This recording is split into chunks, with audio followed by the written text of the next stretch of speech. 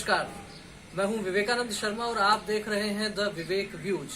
आज बात करेंगे देश की आस्था से जुड़े हुए एक ऐसे विषय की जिस पर सीबीआई के कोर्ट ने आज एक फैसला सुनाया है और फैसला सुनाया है कि अयोध्या में जो विवादित ढांचा था, जो ढहाया गया था कार सेवकों द्वारा, वो कोई सुनियोजित साजिश नहीं थी, वो कोई षड्यंत्र नहीं था।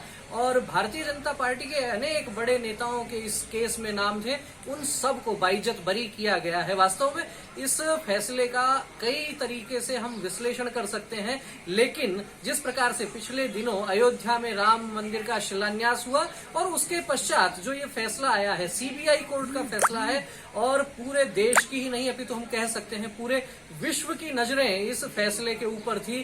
केंद्र में भारतीय जनता पार्टी की सरकार है और 2014 से देश के जनमत ने जिस प्रकार से करवट ली है, उन परिस्थितियों में यह फैसला और भी महत्वपूर्ण हो जाता है। लेकिन ये विश्लेषण तो आप अनेक स्थानों पर देख और सुन रहे होंगे। हम बात करेंगे इससे जुड़े हुए कुछ अलग पहलुओं की, कुछ ऐसे पहलुओं की बात करेंगे जो तर्क एक अन्य पक्ष की ओर से रखे जा रहे हैं। एक विवादित ढांचे को ढहाया गया और उसको लेकर जब ये कहा गया कि पुनः वहां पर मस्जिद बननी चाहिए, तो उसमें मेरा स्पष्ट रूप से यह कहना है कि वो जो विवादित ढांचा था वो कब से बना हुआ था? क्या वो भी मंदिर को तोड़कर बनाया गया था?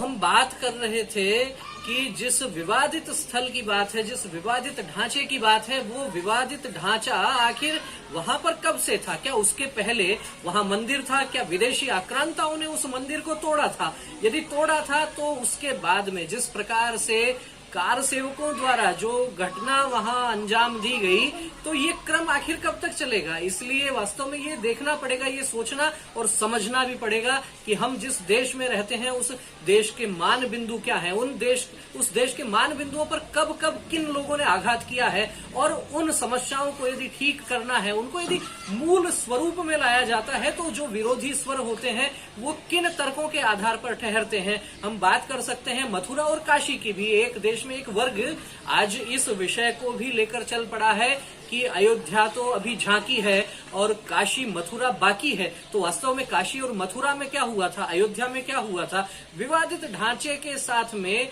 जिस प्रकार से 90 के दशक में देश का जन सैलाब एक प्रकार से भावनात्मक रूप से जुड़ा, कुछ लोग कह सकते हैं भारतीय जनता पार्टी ने इस विषय पर राजनीति की, और राजनीति करके आज भारतीय जनता पार्टी चाहे सत्ता में भी पहुंच गई हो, लेकिन कहीं ना कहीं ये कहा जा सकता है कि भारतीय जनता पार्टी ने इस विषय में अपना स्टैंड क्लियर रखा। उन्होंने देश की जन भावनाओं को समझा, इस देश का आम आदमी क्या चाहता है, इस देश का आम नागरिक क्या चाहता है।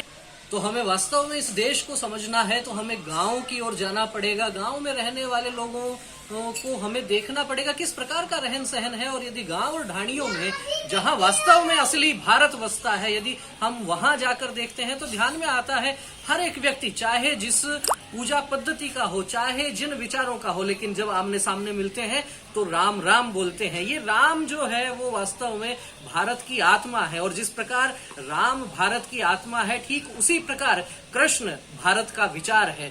तो भारत की आत्मा, उसके सौंदर्य के लिए अयोध्या में जिस प्रकार से भव्य राम मंदिर बन रहा है, अनेक लोगों का मानना है कि भारत का विचार जो कृष्ण के रूप में परिलक्षित होता है, उसकी कब बारी आएगी। लेकिन बहरहाल हम बात कर रहे थे सीबीआई कोर्ट के उस निर्णय की, जिस निर्णय में उमा भारती, मुरली मनोहर जोशी, लाल कृष्ण आडवाणी जैसे बीजेपी के तमाम दिग्गज नेताओं को आज बाइज्जत बरी किया गया है। वास्तव में देश में एक बहुत बड़ा वर्ग आज पुनः खुशियां मना रहा है, और कहीं न कहीं ये भी कहा जा सकता है कि सीबीआई कोर्ट ने जो तथ्य थे, उन तथ्यों के आधार पर जो फैसला दिया है, उन्होंने स्पष्ट कहा है कि किसी प्रकार का कोई षड्यंत्र नहीं था, कोई सुनियोजित साजिश नहीं थी। देश में अनेक लोग इस निर्णय का स्वागत कर रहे हैं। इसी प्रकार के अनेक ज्वलंत विषयों पर हम समय समय पर आपसे रूबरू होते रहेंगे, आपसे बातचीत करते रहेंगे। आपको यदि हमारा ये वीडियो पसंद आया और आप YouTube पर यदि देख रहे हैं तो हमारे चैनल को सब्सक्राइब कीजिए, लाइक कीजिए, कमेंट कीजिए, बेल आइकन दबाइए, और यदि आप इसे फेसबुक पर देख रहे हैं तो पेज को लाइक करना मत भूलिएगा, पेज को शेयर करना मत भूलिएगा। बहुत बहुत धन्यवाद।